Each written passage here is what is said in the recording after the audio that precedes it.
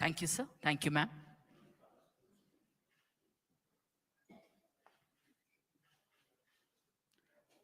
We now humbly request our other dignitaries to take your respective seats allotted in the various head tables.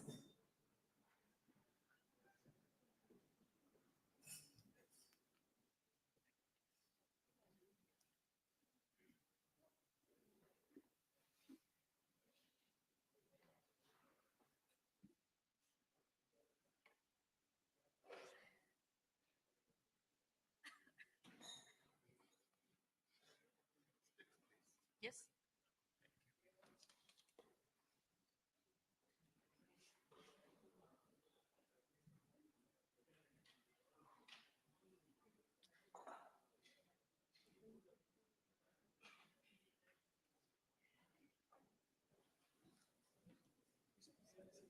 The inaugural session will commence shortly. We humbly request all our dignitaries to kindly take your respective seats. And once again, we humbly remind all our dignitaries and our friends from the press and the media to put your mobile phones in silent or flight mode.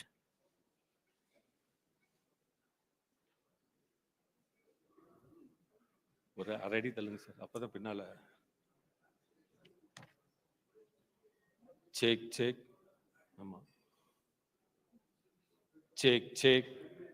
Test test. Check check. Test test. Check check. Back monitor. Check check. Test audio check.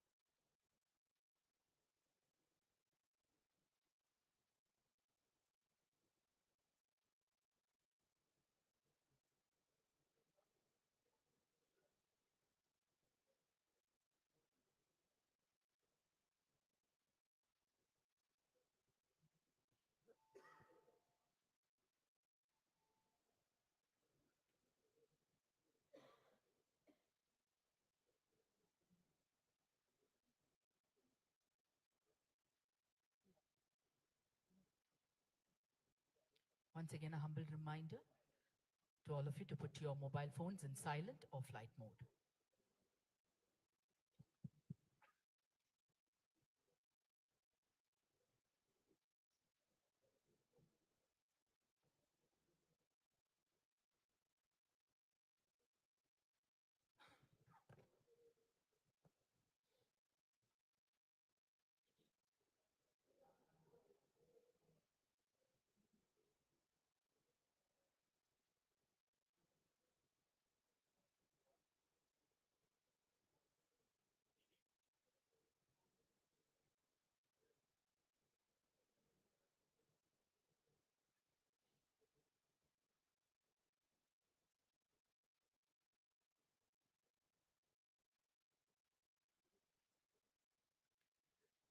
We welcome the Honorable Vice President of India to the inaugural session.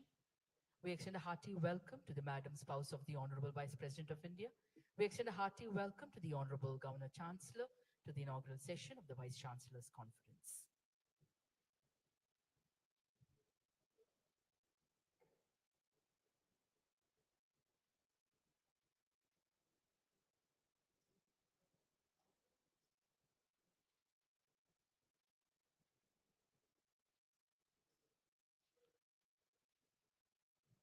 Ladies and gentlemen, we humbly request all of you to rise up for the national anthem, followed by Tamil Thai Varthu.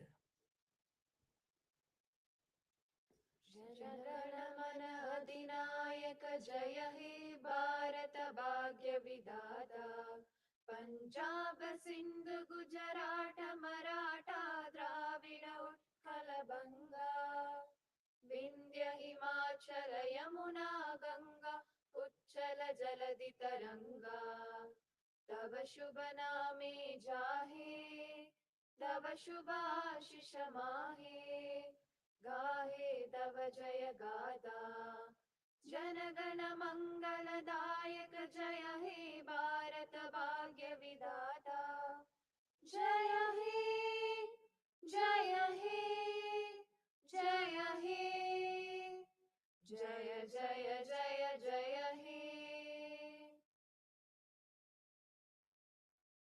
நீராறும் கடலுடுத்த நிலமடந்த கெழிலொழுகும் சீராரும் வதனமென திகழ் பரத கண்டமிதில் தெக்கனமும் மதிசிறந்த திராவிடனல் திருநாடும் தக்க சிறு பிறை நுதலும் தரித்தனரும் திலகமுமே அத்திலக வாசனை போல் அனைத்துலகும் இன்பமுற எத்திசையும் புகழ் மணக்க இருந்த பெரும் தமிழனங்கே தமிழனங்கே உன் சீரிலமை திறம் வியந்த செயல் மறந்து வாழ்த்ததுமே வாழ்த்ததுமே வாழ்த்ததுமே. We humbly request all our dignitaries to kindly take your respective seats. Bharat, a country that surpasses all others in courage, compassion, literature, academics, sports, and various other fields, is considered the Vishwaguru on the global stage. These qualities are beautifully captured in the lyrics of the song Parukulle Nalla Nadu Nam Bharata Nadu by the renowned poet Mahakavi Subramanya Bharatiya. Let us take a moment to listen to the inspiring words of this song. பாருக்குள்ளே நல்ல நாடு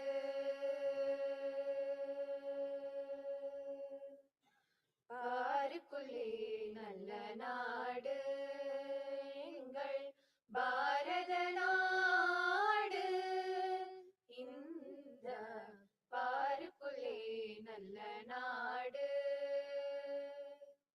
ஞானத்திலே பரமோனத்திலே ஞானத்திலே பரமோனத்திலே உயர் மானத்திலே அன்னதானத்திலே ஞானத்திலே பரமோனத்திலே உயர் மானத்திலே அமுதாக நிறைந்த கவிதையிலே உயர் நாடு கானத்திலே அமுதாக நிறைந்த கவிதையிலே உயர்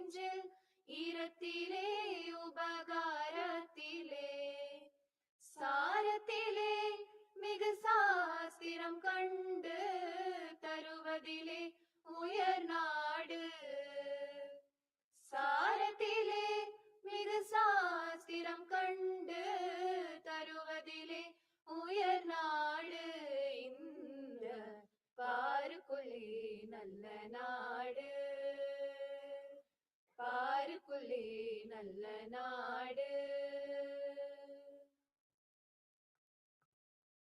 Thank you. Ladies and gentlemen, we now humbly request the Honorable Vice President of India to light the traditional lamp, the Kuttuvilakku. We welcome Madam Spouse of the Honorable Vice President of India to light the traditional lamp. We humbly request the Honorable Governor Chancellor to light the traditional lamp. We request all the other dignitaries on the dais to join in lighting the traditional lamp, the Kuttuvilakku.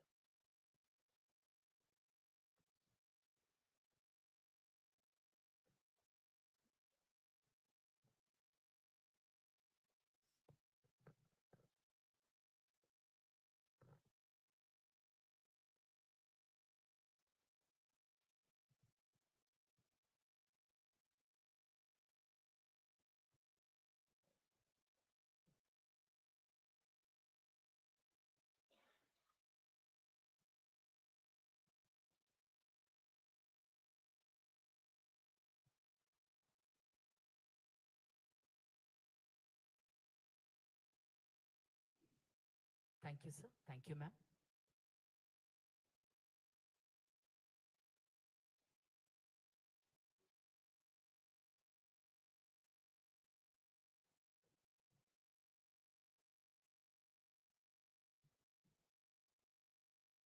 We now humbly request everyone to kindly stand and observe silence for the departed souls of the Pelgam terrorist attack.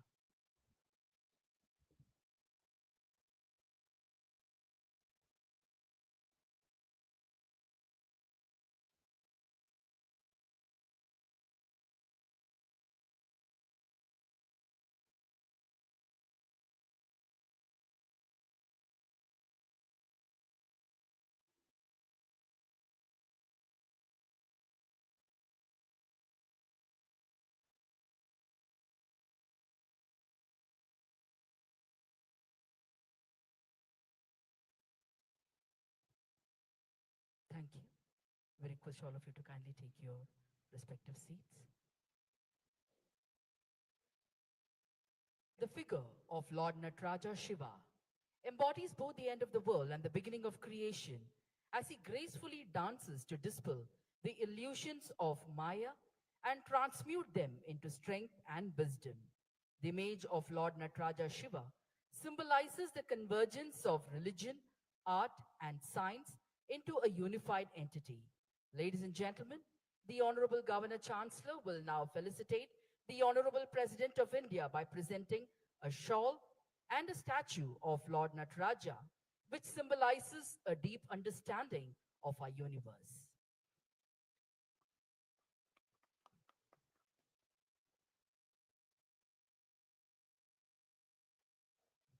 The statue of Lord Nataraja is now being presented to the Honorable Vice President by the Honorable Governor Chancellor. The Honorable Governor Chancellor will now felicitate the Madam, spouse of the Honorable Vice President, with a shawl.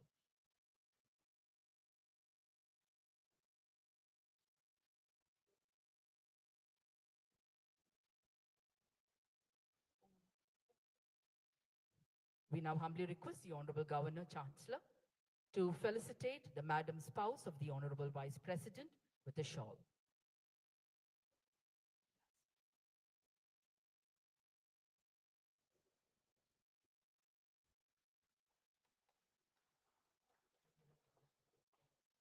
Thank you, sir. Thank you, ma'am. We now request the respected Principal Secretary to the Honorable Governor, Thiruvar Kirlosh Kumar IAS, to deliver the welcome address. Vanakkam. It is my proud privilege and honor to extend a warm and heartfelt welcome to the Honorable Vice President of India, whose commitment to education and national development continues to inspire the academic fraternity across the country. Sir, your presence here today adds immense significance and prestige to this gathering, and we are deeply honored.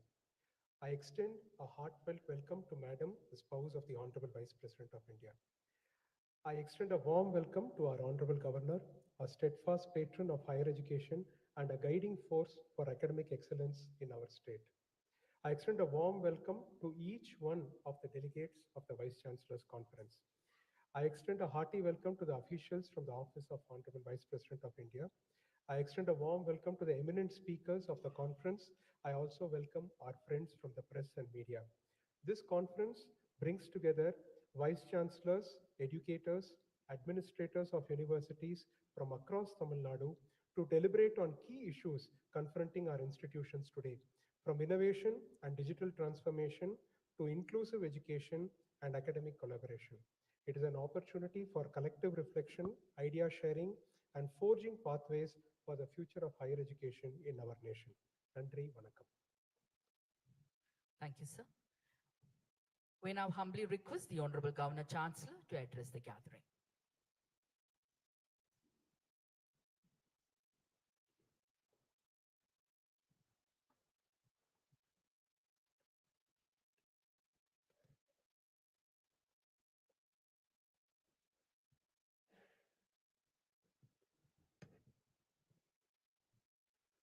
மாண்புமிக்க பாரதத்தின் துணை ஜனாதிபதி மதிப்பிற்குரிய திரு ஜெகதீப் தன்கர் அவர்களே, அவர்களின் மனைவி மதிப்பிற்குரிய doctor திருமதி சுதேஷ் தன்கர் அவர்களே,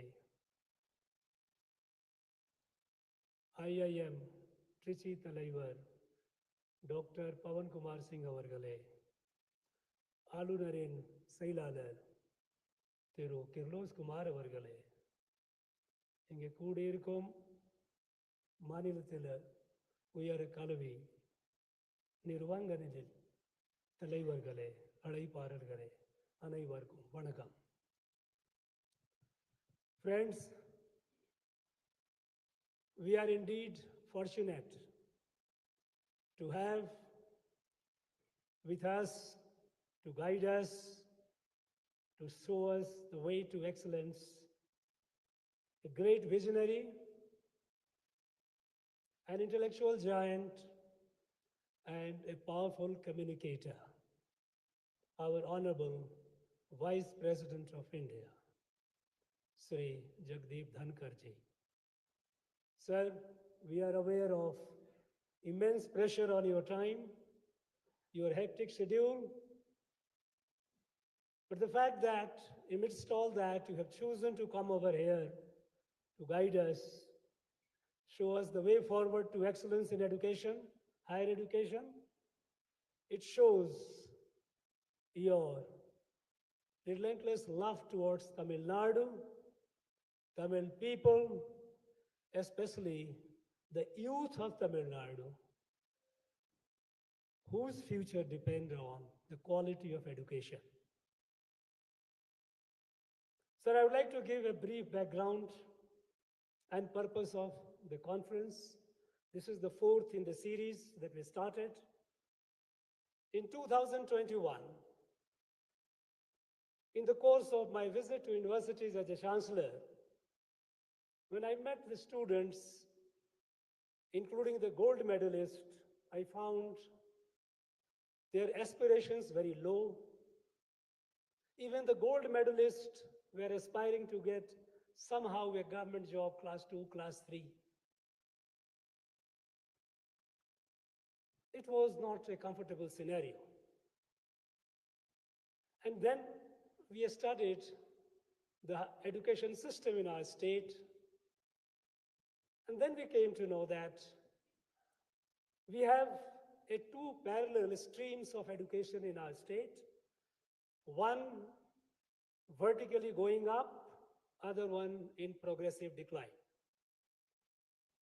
School education, our ASER report year on year tells us that how the private schools have been doing excellent, the government schools are on a steady decline, so much so that more than half the students in a government school in high school cannot read even a class 2 textbook.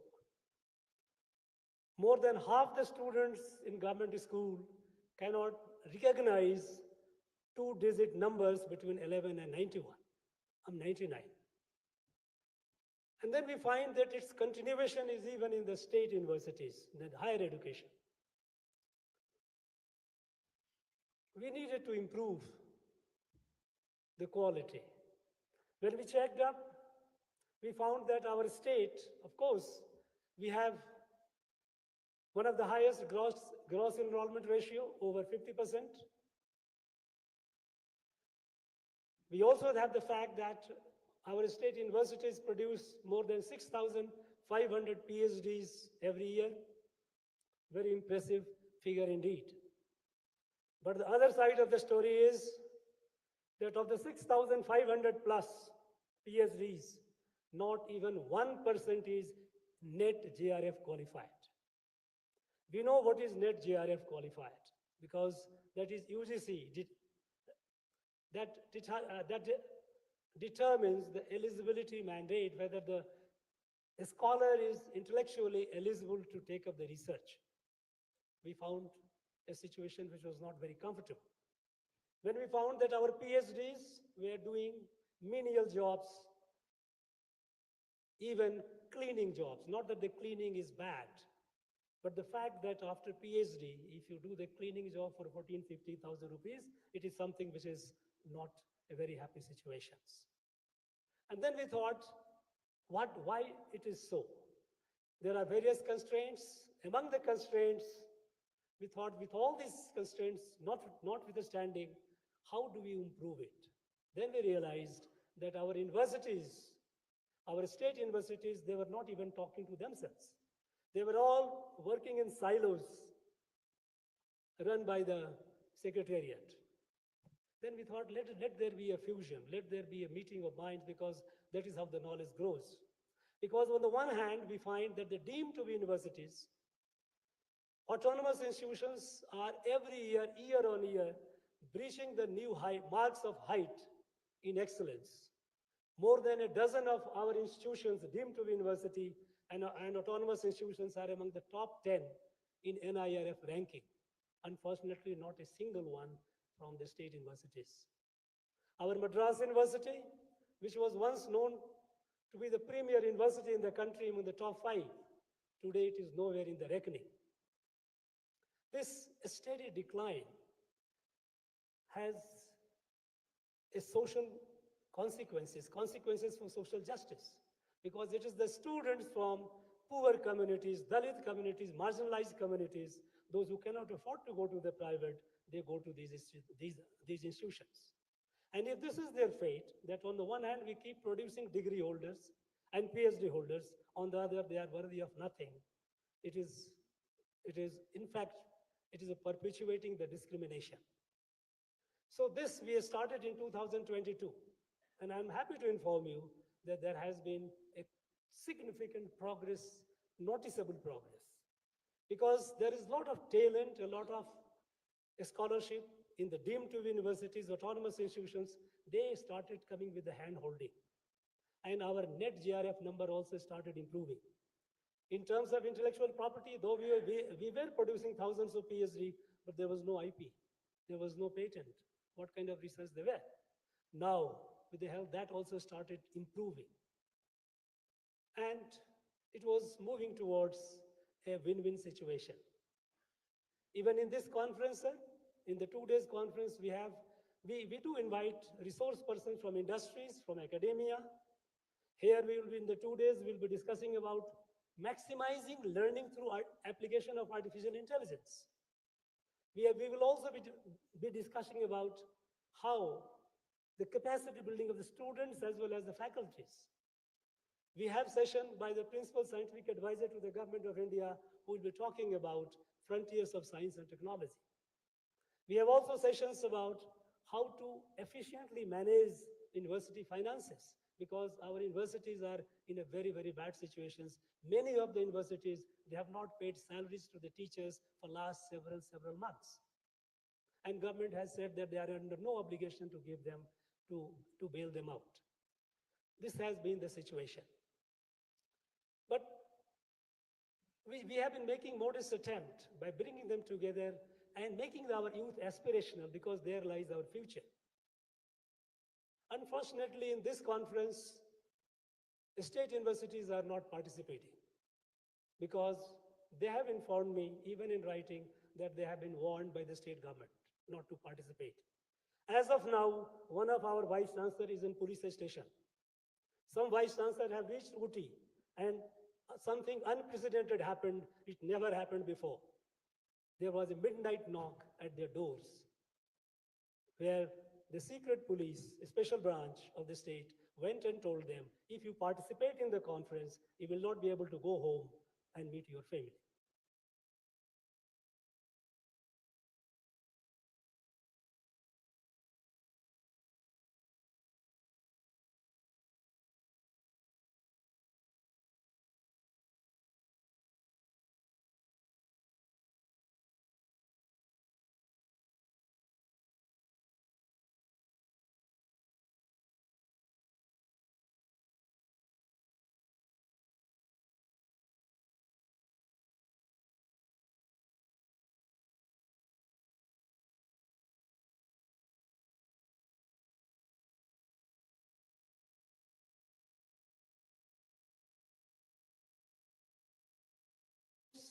And autonomous institutions. We have more than 34, 35 institutions present here. They will, in 2 days, they will deliberate with your guidance. And what the churning, with the churning, the nectar that will come out will be shared with all to the advantage of everyone. Sir, and on behalf of all of us, I once again thank you. I express our gratitude to you. We shall remain ever beholden to you for your interest in the Tamil people, Tamil youth, and for guiding us. Thank you very much, sir. Jai Bharat. Thank you, sir.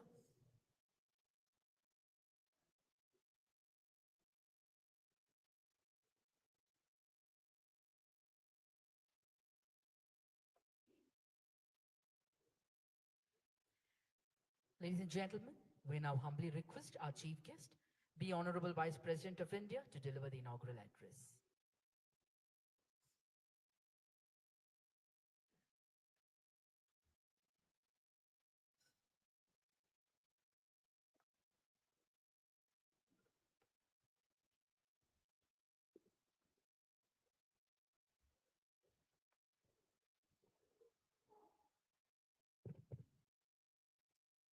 Very good afternoon to all of you. Thiru R.N. Ravi, Honorable Governor of Tamil Nadu, a man of impeccable credentials and with exemplary track record of public service in various positions. You heard his address. I always believe in positivity, and we will move ahead with that positive approach. We do have sometimes headwinds. Headwinds are momentary. They are transient. They are never lasting.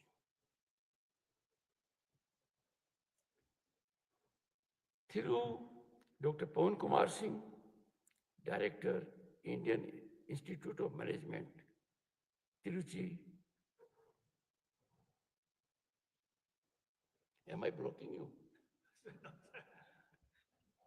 Never block an academician. Thiru R. Kirlosh Kumar, Principal Secretary to Governor of Tamil Nadu.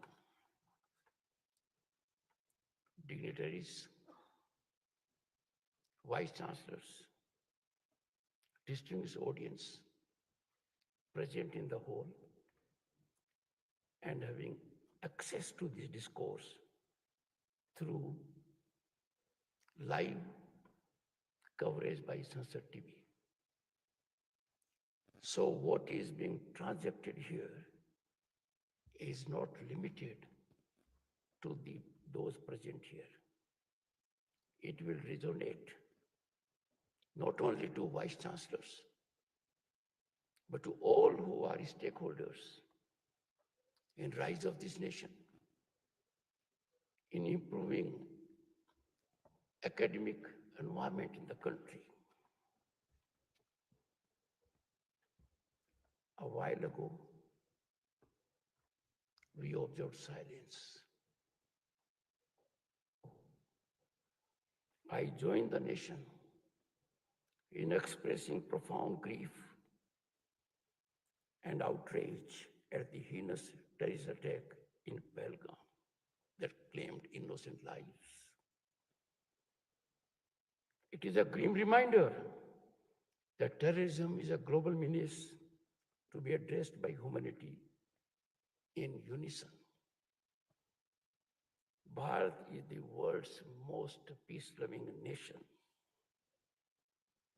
and our civilizational ethos reflected in Vasudev Kutumbakam is getting global resonance. Our visionary leadership in the shape of a prime minister who is in his third term is our greatest assurance that the nation's rise cannot be handicapped by any situations, internal or external. But we all have to bear in mind that national interest is supreme. This was echoed by none else than Dr. B.R. Ambedkar while imparting his final address to the Constituent Assembly. We therefore have to take a resolve to always keep nation first. National interest cannot be intertwined with partisan interest. It has to be uppermost. This cannot be subservient to any interest, political, personal, or for a group. It was with this spirit we observed silence. Distinguished audience,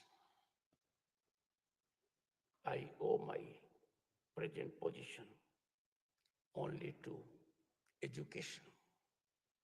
Was extremely fortunate to get a scholarship and good education. And I therefore realize the importance of education as a great equalizer, one that can cut into iniquities.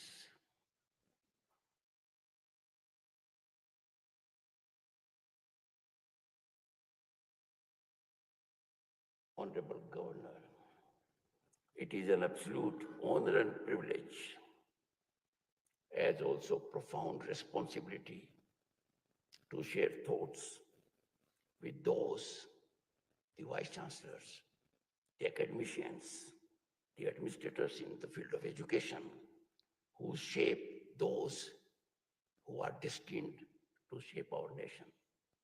That is our youth. Our youth demographic dividend is envy of the world.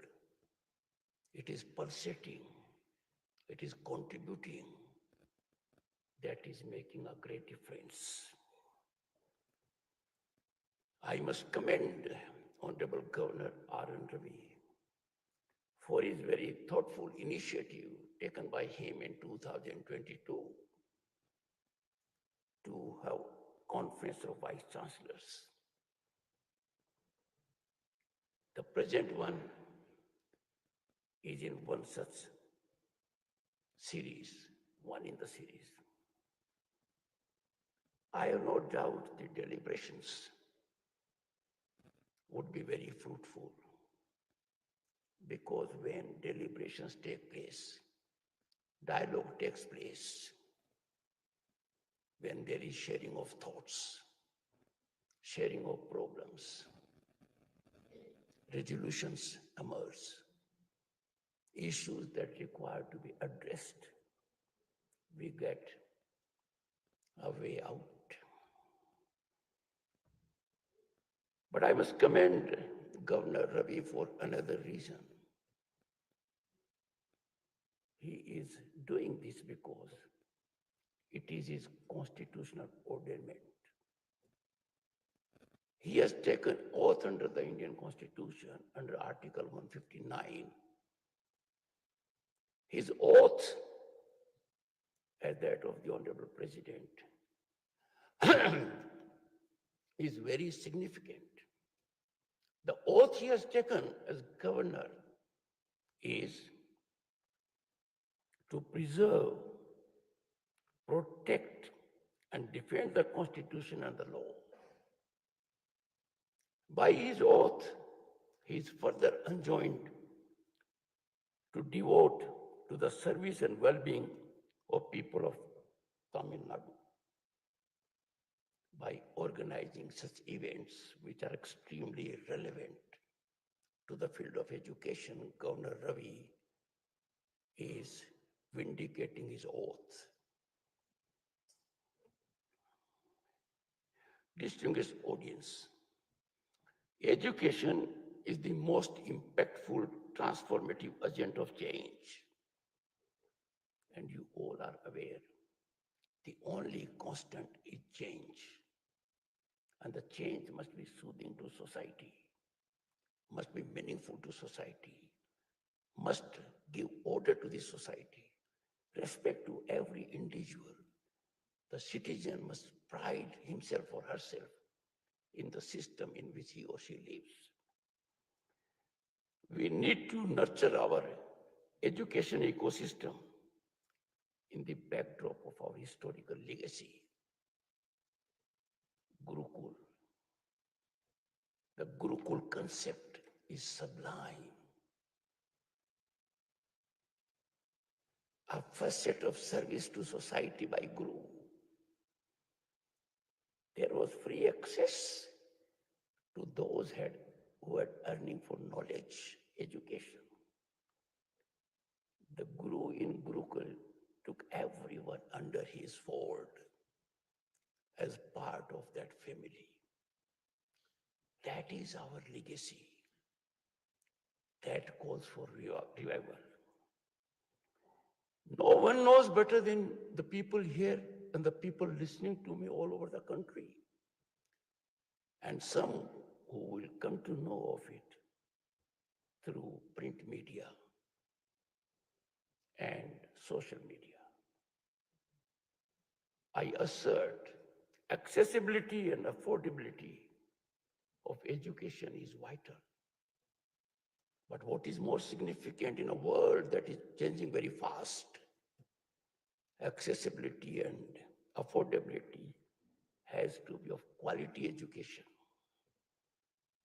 Fortunately, in our country, this is emerging as it is national priority. Only quality education system for all can be transformative. The people here and the people watching it are the prime motivators. Time for your category distinguished audience to fire on all cylinders to bring it about. Much needed change in education can gain momentum with proactive affirmative stance of vice chancellors and others who are stakeholders by virtue of being in governance, political executive, or bureaucracy. Such conferences and congregations are crucibles of thought, and the thoughts are nurtured here. Policies are evolved. There is purposeful defining of educational goals. Such congregations, brainstorming sessions catalyze the change we all need. I have no hesitation in indicating to you, this is a contemporaneous imperative need and essential. We need to focus on it as our supreme priority. These are also occasions for collective reflection, self-audit, soothingly auditing each other, trying to monetize each other's experience. Also, occasions for introspection and then reimagination. To lay a blueprint for future, give direction to education in Bharat that is emerging as a world power. Never have we seen might of Indian Prime Minister being so accoladed, acclaimed by world leaders and countries. Political sagacity within the country and outside has given Indians, Bharati, a new respect. We are a nation to reckon with because Bharati stands for peace and welfare of all, growth for all. Such interactions also help us to be in sync with emerging global trends. We can't be an island in ourselves. We have to see what is happening in other parts of the world. And we have also to take notice of global trends and needs. We have to define our trajectory of growth as also of the world, which we did centuries ago. I am particularly elated that Tamil Nadu is taking lead in this matter. Tamil Nadu is a land of vibrant learning centers. Those learning centers must be our North Star now. Tamil Nadu has been home to such widely accredited learning centers like Kanchipuram and Aniyaram. Aniyaram attracted thousands of students from all over Bharat. I see in these conferences emergence of crucibles of ideation that will rekindle the spirit of Kanchipuram and bring back glory of Aniyaram. We must take pride that it was in Tamil Nadu, Madras University established in 1857. Modern education was exemplified in this land. And the university then and now has leadership in science, law, liberal education, and is reckoned as a prestigious institution throughout the country. Distinguished audience, research and development is now quintessential to progress. We can no longer depend to gain from research elsewhere. We have to be on our own strength. Our educational institutions, particularly universities, IIMs, IITs, institutes of excellence in science and otherwise, have to be laboratories of research and innovation. Our institutions must transform themselves from credential outfits into crucibles of innovation and character. We cannot reduce our institutions just to hand out degrees. A degree from a university must be a potent power in the hand of the degree holder that can help him or her fully exploit his or her potential, realize what is talent and ambitions. I must express my one concern to this very distinguished audience.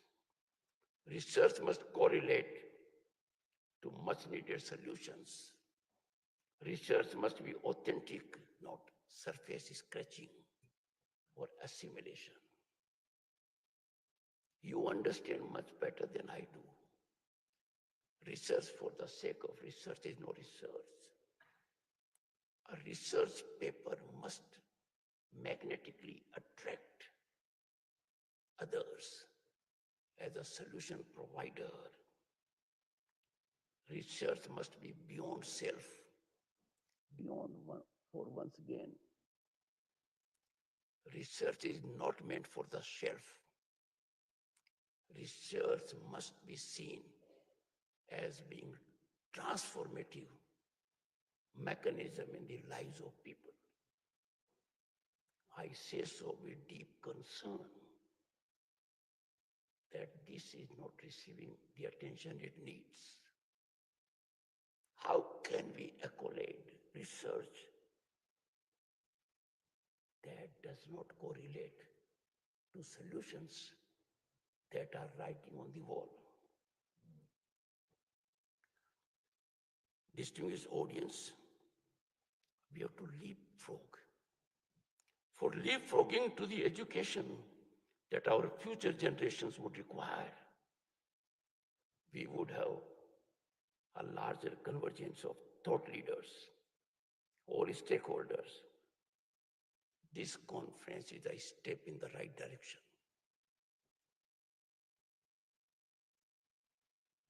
Those present and those not present, all are gainers. Compulsive system sometimes comes in the way, but as I indicated, it is momentary. I cannot visualize anyone in the country whose heart does not pulsate for national growth. I have no doubt the benefits will be there.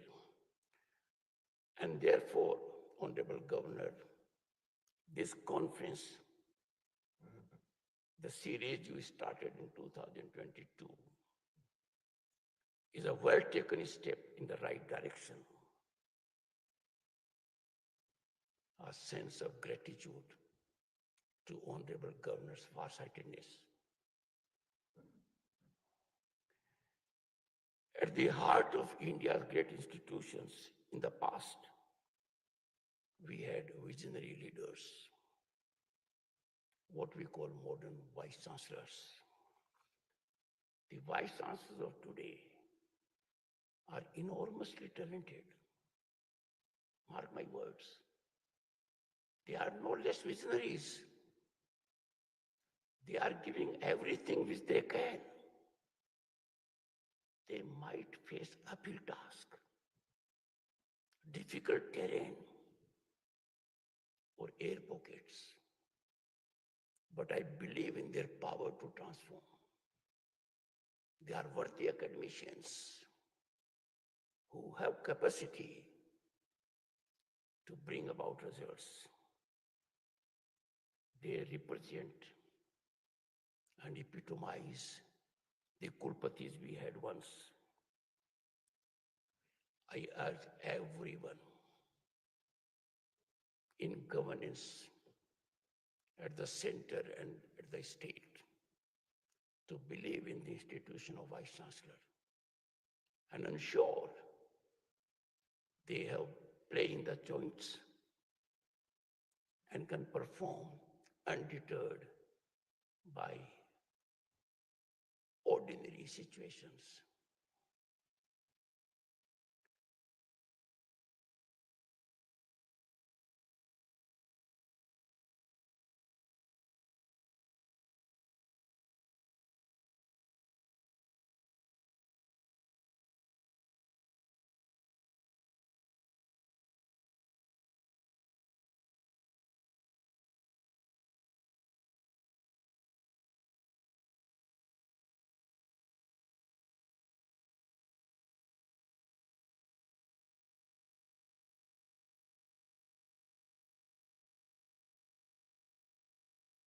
this count is becoming increasingly complex.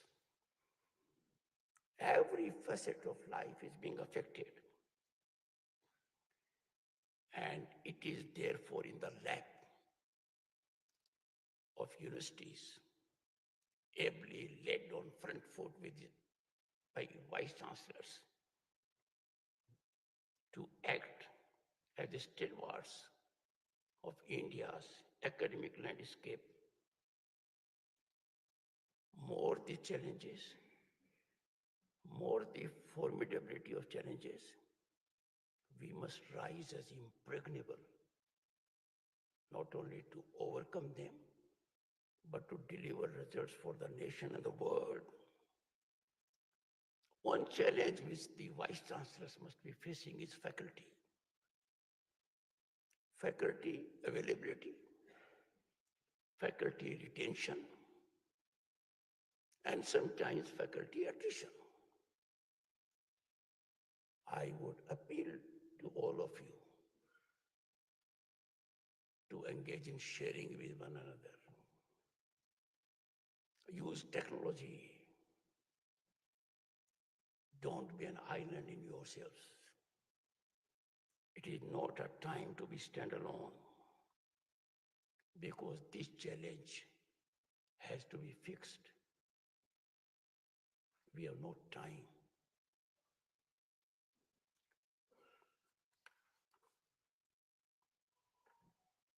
As I indicated, I emphasize,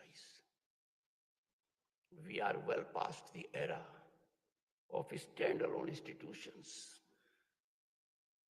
It can't be I'm IIT, I'm IIM, no. Standalone era for institutions is already behind us. There is now need of convergence for various verticals to give institutions cutting edge.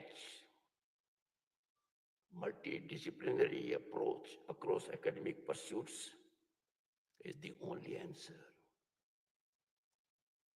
Share your faculty talent virtually, technologically, and otherwise also. That will have twofold purpose. While giving it, you will be receiving also. The winds of innovation and change must have free passage in educational institutions. Evolve a mechanism. There has to be tolerance for varying ideas. Intolerance to a thought defines democracy the wrong way. The nectar of university is that a solo voice that has an opinion different than that of the majority is heard with deference by engaging in dialogue and discourse, not by being judgmental. I appeal from this very important platform, industry, business, commerce, and corporates. They must channelize their CSR funds to handhold universities, liberally fund research and innovation. There is a great need for emergence of greenfield institutions, because new areas have come up suddenly. Disruptive technologies, artificial intelligence, blockchain, machine learning, they require a different kind of mindset. Space, oceanography, new areas are emerging. Growth in those areas can be sustained only when you cater to these sectors, skilled minds, trained minds. the more fundamental question which we all are aware, and that is we must go back to our cultural roots of education also. It is multidimensional.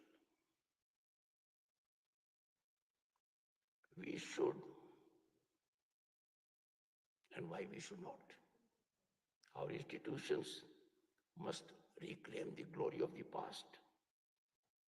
On this count, I would share some concerns. Universities, institutions of excellence, and higher learning must assume the role as spaces of free thought and fearless ideation. Ideation is very vital. A concept emerges out of ideation. Execution is not difficult. Ideation requires brainstorming, exchange of varied opinions. And the challenges we face today, climate change, artificial intelligence, sustainability, they require interdisciplinary thinking and also ethical reasoning. It is only in our universities that we can go back to our Vedic knowledge, our civilizational wealth, a gold mine when it comes to ethics, innovation. We must foster campuses where intellectual risk is encouraged. Risk is required. A failure is not a failure you must impart to your students. A failure is a myth. A failure is a stepping stone to success. We must believe in discovery, innovation, and encourage people to engage into that activity. In the rapid shifting global landscape, universities cannot afford to be passive observers. You have to be change makers. You have to catalyze the change you need. And the change you need is the change society needs. Our curriculum must be designed to prepare students, not just to respond to change, but to lead the change, to define the trajectory of change, to see the change which we need, not the change that overtakes us. Our administrative structures must be a guiding principle to others. That is an attention not given for too long. Education must be distanced just from giving credentials, degrees. No, it must be purposive. It must serve societal causes. And therefore, there must be partnership.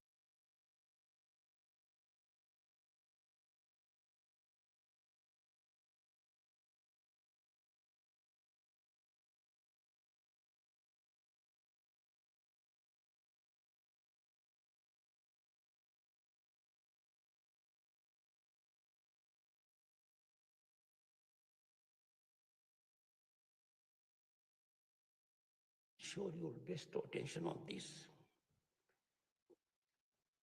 Distinguished Vice Chancellors, your leadership must enable faculty and students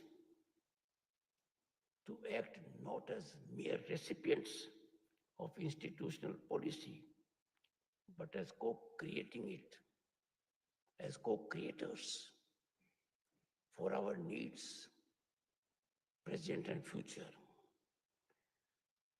We must learn to promote high impact, high risk research that tackles real world problems. We must incentivize collaborators between universities, industries, and partner internationally also. Fortunately, the present government has shown a lot of focus on this. But above all, we must reintegrate research with teaching. If we look at our ancient model,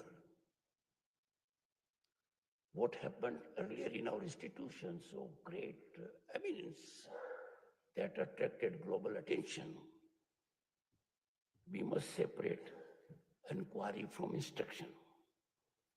We must return to integrated spirit. Today's Bharat is different. We never imagined we will be in this shape. Exponential economic upsurge, infrastructural phenomenal growth, technological penetration, global reputation, system of hope and possibility. When this is the landscape, we must find way for ambitions of our youth to be satisfied. Right now there is mechanism, and I wish it is disseminated extensively in a revolutionary manner, from startups to space technology, from health innovation to green energy, from blue economy to space economy. The opportunity basket for our youth is enlarging day by day. It's continually getting enlarged. But our youth continue to be in silos. They are not aware of these opportunities. And that is why we have mushroom growth of coaching classes. Every newspaper is having their advertisements. Please make our youth aware of the golden opportunities they have. Let me indicate one aspect. International Monetary Fund. And I know the shift that has taken place. In 1990, I was a union minister. And I knew the stance of IMF then. I know the stance of IMF now. IMF says India is a global destination of investment and opportunity. We need to tell our youth this accreditation, this validation is not for government jobs. It is for the opportunities that are in the basket of youth. We therefore need, distinguished Vice Chancellors, a paradigm shift from our youth job seeking to job creations. Now is the time for Bharat to create innovators and job givers. That transformation requires a Sarthi.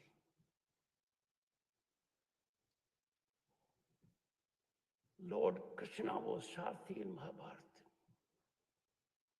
Our Vice Chancellors are Sarthis. They have to bring about, by neat navigation, into the mindset of our youth that avail the opportunities, benefit from the ecosystem of hope and possibility. You can realize your talent and potential.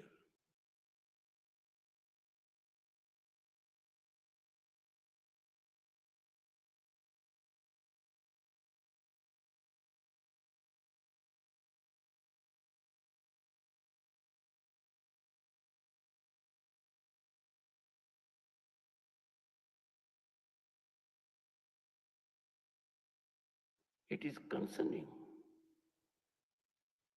And the government has done much to come out of it. The mindset continues to be influenced by colonial remnants.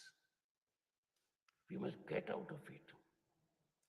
Western narratives, distorted narratives, underplaying our achievements, diluting our achievements. We must neutralize them. Our universities must become guardians of our cultural pride. They must reflect our civilizational confidence. Imagine which country in the world can boast of such uniqueness, civilizational wealth. And India reminds the world every moment what is peace, what is inclusivity. India is a symbol of inclusivity that globally must be emulated. We must therefore create dedicated centers for our impressionable minds for rigorous study of India's scientific, philosophical, and artistic contributions. For that decolonization drive to fructify,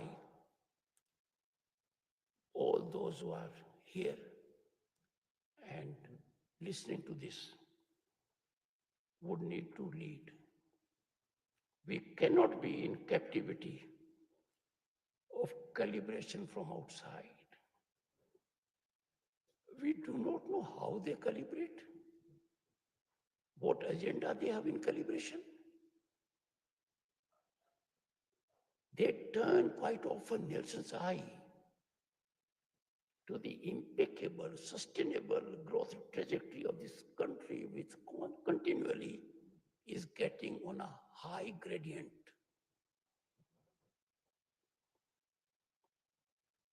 And to do this, the government has taken a great initiative. After 3 decades, taking into consideration inputs from the widest spectrum of stakeholders, there was evolution of national education policy. This policy aligns with our civilizational ethos.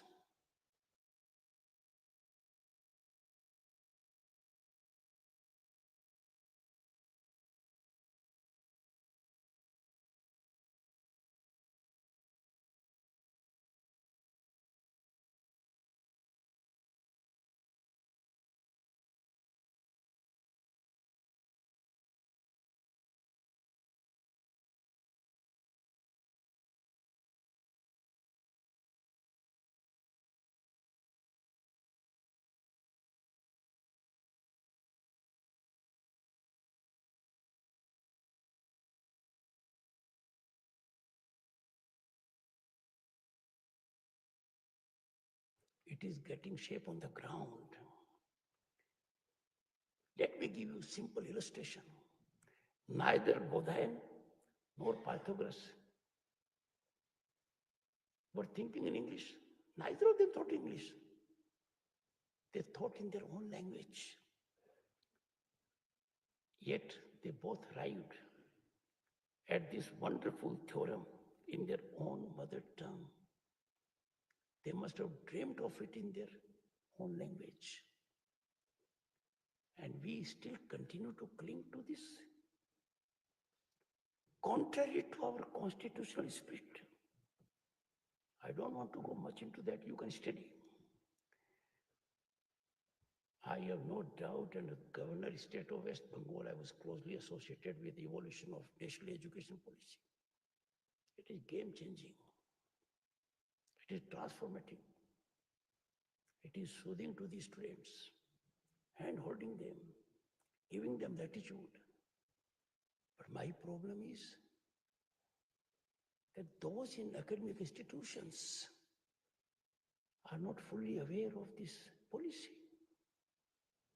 I beseech you all and the faculty and directors wherever they are to please do a thorough study of national education policy to realize its real intent and purpose so that we reap the harvest of it.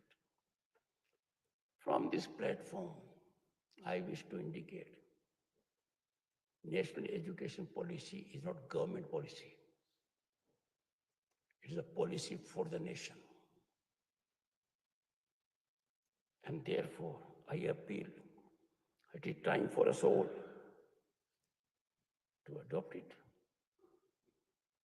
understand it, execute it, and to reap the fruits.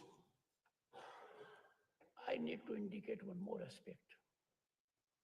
Our languages, their richness and depth are our pride and legacy. This aspect amplifies the fullness and uniqueness of Bharat. Go to any country, you will not find what we have here. Our treasure is unfathomable. Sanskrit, Tamil, Telugu, Kannada, Hindi, Bangla, and other languages are gold mine of literature and knowledge. These have national and global footprints. Educational institutions have to nurture with deep focus this treasure. And let me tell you what a pride for Tamil Nadu and the entire country. The Tamil had the distinction of being the first language to be accorded the prestige of being classical language.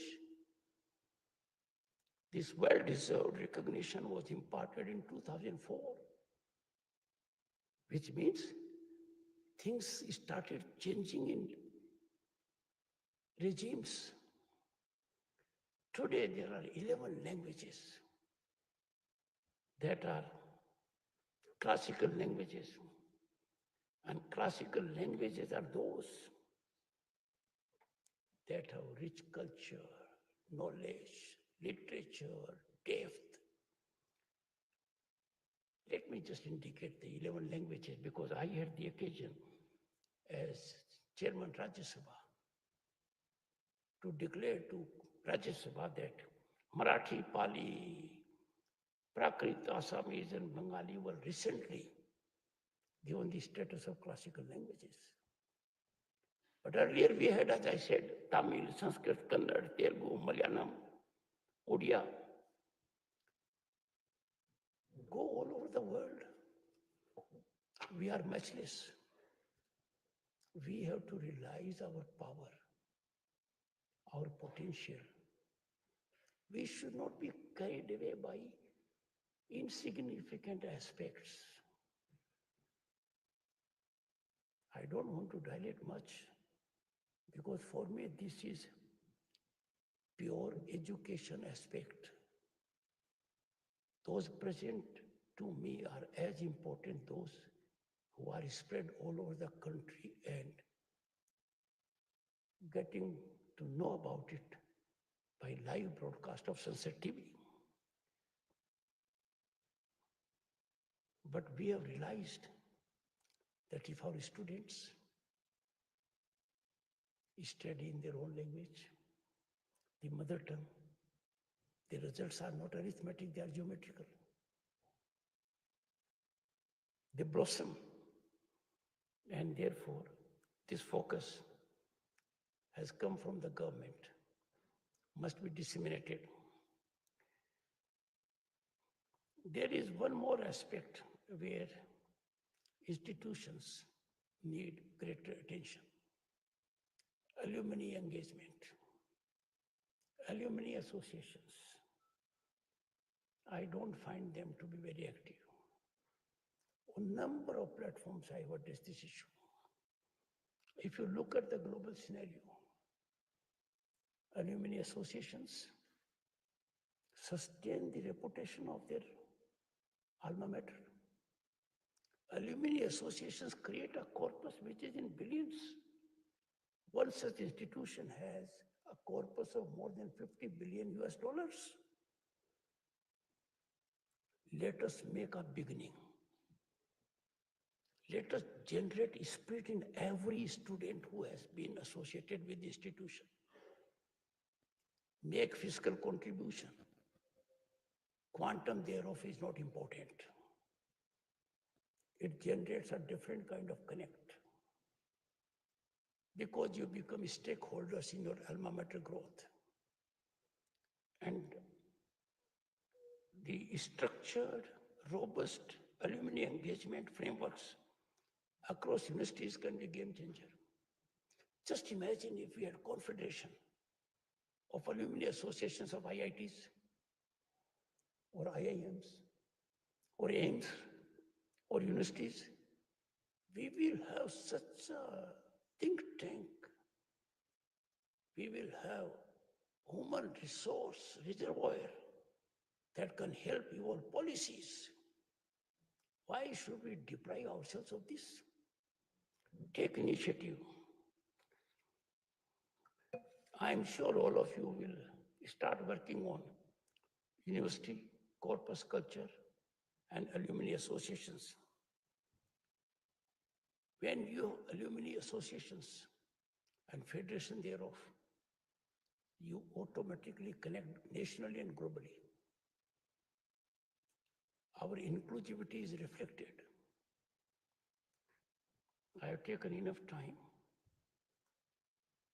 but I would conclude. Respected Vice Chancellors, we stand at a momentous crossroad. Behind us lies a legacy of greatness and interruption. I say interruption because 1300 years ago we had Nalanda. It was blossoming. It was set on fire. Fire consumed precious books, continued for days. Ahead us is a path unwritten, but very promising, with huge potential. Can be game changer for the nation and the world. Nation is blossoming with hope and possibility, but it will be an ecosystem imparting for the entire globe if we take right steps now. Let us build institutions worthy of our civilizational past and having competency of meeting our present and future needs. And let us do it with wisdom and strength. Let us resolve to transform our universities into places of timeless knowledge and laboratories for timeless innovation. The intellectual revitalization is the highest category of renaissance. And that renaissance is awaiting Bharat. It is awaiting actions at your hand. Make Bharat super academic power, which would mean it will be a global research resource. It is not a dream. It is a destination, achievable, like Viksit Bharat. We will do it. If we could traverse our economy from fragile 5 to big 5 and now on way to big 3, nothing stops us from making Bharat Vishwaguru. Once again, I would like to impart a suggestion to Governor Ravi. Certain things must not be taken emotively. Those who could not make it must be having a situation. We must be understanding. We must appreciate everybody's presence. We must appreciate everybody's absence also. I am grateful for the patience you have shown. Thank you so much.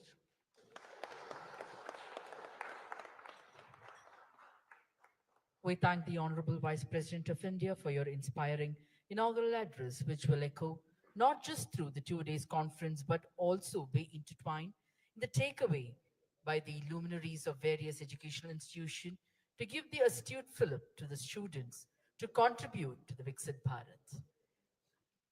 We humbly request all our dignitaries to rise up for the national anthem.